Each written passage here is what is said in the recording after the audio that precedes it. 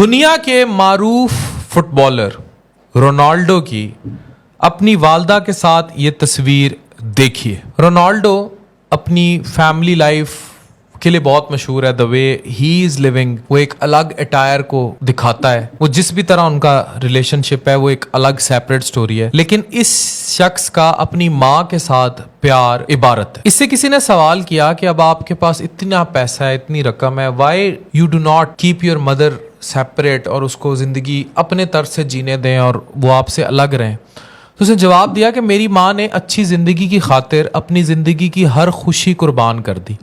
कहा यह जाता है कि रोनाल्डो की जो वालदा हैं वो खुद भूखी सोती थीं, इसको खाना मिलता था, 7-7 दिन नौकरी करती थी और शाम को भी नौकरी करती थी, सेकंड शिफ्टों में सफाई करती थी ताकि रोनाल्डो को फुटबॉल मिल जाए, किट मिल जाए, जॉगर मिल जाए और ये खेल सके। तो फिर वो कहने लगा कि अब मेरी हर कामयाबी, मेरे मुश्किल दौर में मेरी माँ ने मेरी इतनी खिदमत की है, इतनी मेरी हेल्प की है मेरे यहाँ तक पहुँचने में, तो मैं अब मेरे पास दुनिया की हर आसाइश है, लेकिन मेरे लिए सबसे बड़ी आसाइश, दौलत से भी बड़ी आसाइश मेरी माँ का मेरे पास होना है। This is very important. मैं उसको अपने आप से दूर नहीं कर सकता। और ये मशहूर है कि अपनी वालदा को सबसे ज्यादा वक्त देता है। इतने पैसे, दौलत, इतनी शोहरत, मतलब अगर आप दुनिया में टॉप 10 फेमस लोगों की लिस्ट बनाएंगे तो रोनाल्डो उनमें कहीं एग्जिस्ट करता है।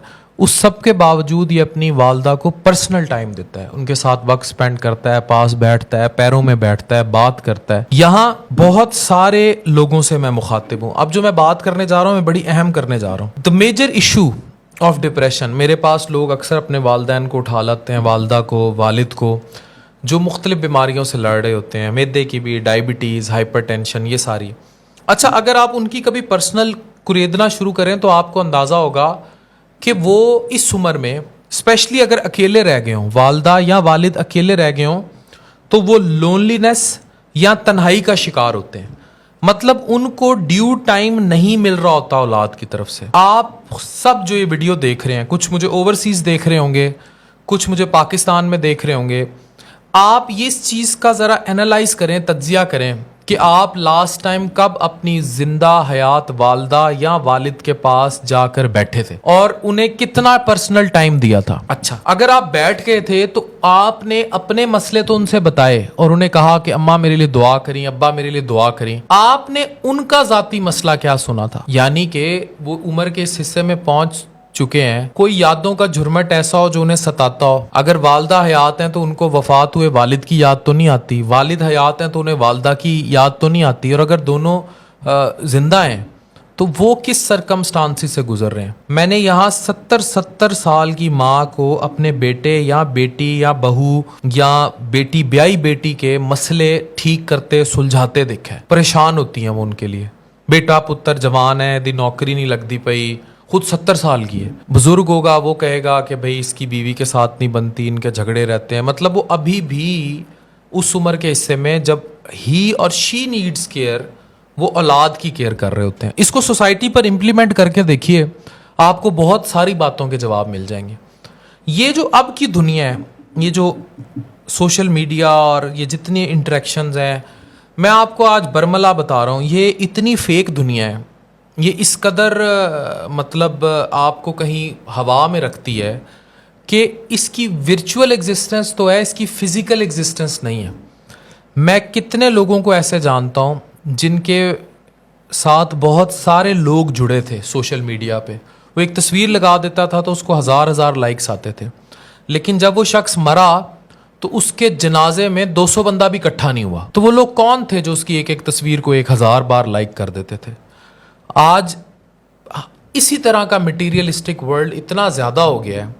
अब डू यू थिंक के सोनम बाजवा या हीरा मानी की पिक्चर लगती है तो उस पे जो लाइक्स करने वाले हैं वो लोग रियल टाइम उनके प्रॉब्लम्स को भी समझने वाले हैं?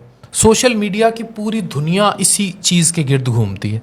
और फिर हम उन चीज़ों में, क्योंकि मटीरियलिस्टिक वर्ल्ड है, मादियत का दौर है, हम इस कदर खो चुके हैं कि हमने जो अपने रिश्ते थे, स्पेशली आवर पेरेंट्स, माँ और बाप, हमने उनको पर्सनल टाइम देना छोड़ दिया है।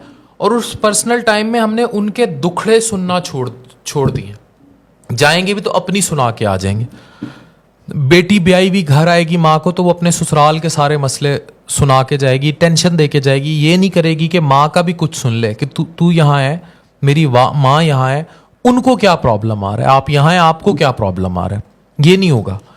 तो इस चीज़ को समझने की कोशिश कीजिए, रोनाल्डो की लाइफ से ये चीज़ समझने की कोशिश कीजिए कि हमें इस उम्र में इनको कितना टाइम देना है। वो हयात है, ये बाद में मर गए, आप जितने मर्जी कब्रों पे चढ़ाते रहें, that is of no use at all. तो फिर डैमेज हैज़ बिन डन। तो असल वक्त यही है कि आप उनको कितना वक्त उस वक्त देते हैं जब उन्हें आपकी ज़रूरत है। It do matters. तो आज जाएं, इस बात का फैसला करें कि मैंने अपनी ज़िंदगी के 24 घंटे डिवाइड कैसे करने हैं, और उन घंटों में मैं अपने पेरेंट्स को, अपनी वालदा को पास बैठ के कितना वक्त दे रहा हूँ या दे रही हूँ। That is important. ये ब्याही हुई ख़वातीन को भी कह रहा हूँ। Thank you very much.